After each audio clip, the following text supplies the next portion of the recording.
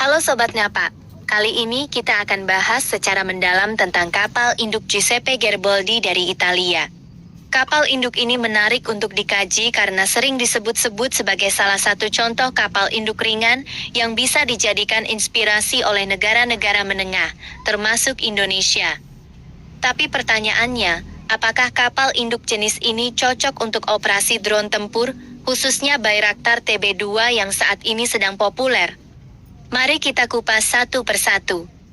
1. Profil Giuseppe Garibaldi. Kapal induk Giuseppe Garibaldi resmi masuk Dinas Angkatan Laut Italia pada tahun ke-1985. Panjangnya 180 meter dengan displacement sekitar 13.000 ton. Secara klasifikasi, kapal ini sebenarnya lebih tepat disebut VSTO Aircraft Carrier, yaitu kapal induk kecil yang dirancang hanya untuk pesawat yang bisa take off pendek dan mendarat vertikal seperti AF-8B Harrier II. Selain itu, kapal ini juga membawa beberapa helikopter anti kapal selam dan transportasi untuk mendukung operasi laut Italia pada masa Perang Dingin. 2. Keterbatasan kapal induk ringan. Dengan panjang hanya 180 meter, dek penerbangan kapal ini relatif pendek. Itu artinya, hanya pesawat STOVL atau helikopter yang benar-benar bisa beroperasi dengan aman. Bahkan jika dibandingkan dengan kapal induk ringan modern seperti Cavour atau Trieste, Garibaldi jauh lebih kecil. 3. Bayraktar TB2 dan syarat runway. Sekarang kita masuk ke drone tempur Bayraktar TB2.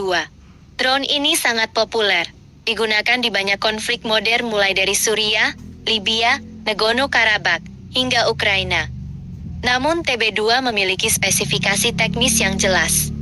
Butuh runway sekitar 300 meter untuk take off normal. Sistemnya tidak dilengkapi catapult atau kemampuan STOVL. Dirancang untuk beroperasi dari landasan udara konvensional, bukan dek kapal induk. Artinya, jika dipaksa beroperasi dari kapal sepanjang 180 meter seperti Garibaldi, drone ini tidak akan bisa take off dengan aman. Risikonya besar. Akselerasi tidak cukup, kecepatan angkat kurang, dan pada akhirnya, drone bisa gagal terbang atau jatuh ke laut. 4. Alternatif drone untuk kapal induk. Sebagai perbandingan, Turki sendiri sudah sadar akan keterbatasan TB2. Itulah kenapa mereka mengembangkan Bayraktar TB3, versi naval dengan sayap lipat dan desain lebih kuat untuk short take-off di kapal, seperti TCG Anadolu yang panjangnya sekitar 231 meter. Selain itu, ada juga KZ Lelma, UAV jet generasi baru, yang bisa menggunakan ski jump untuk take-off dari kapal.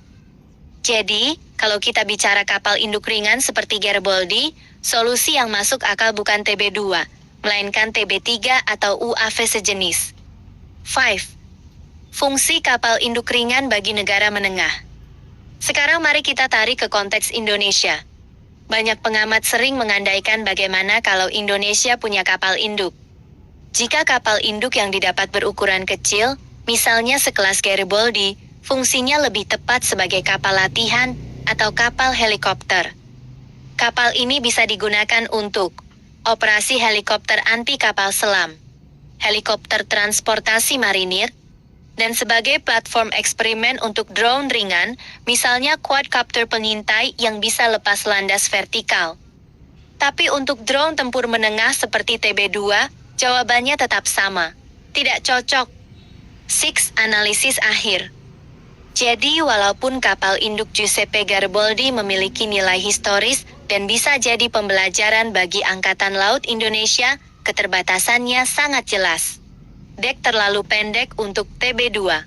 Hanya bisa mendukung helikopter dan pesawat STOVL.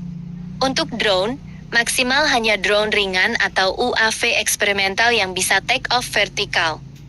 Kesimpulannya, kapal induk sekelas Garibaldi memang punya nilai simbolis dan strategis, tapi tidak bisa dipaksakan untuk operasi Bayraktar TB2. Jika Indonesia ingin benar-benar mengoperasikan drone tempur dari kapal induk, maka pilihannya harus jatuh pada drone naval yang memang dirancang khusus seperti TB3 atau UAV jet generasi baru.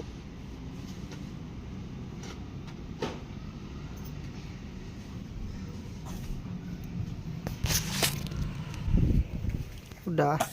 Udah. Ya udah sini. Tapi sini. Udah sini. Udah ditutup bener enggak? Naruh di mana? Tuh, nutupnya enggak benar. Tuh. Udah istirahat.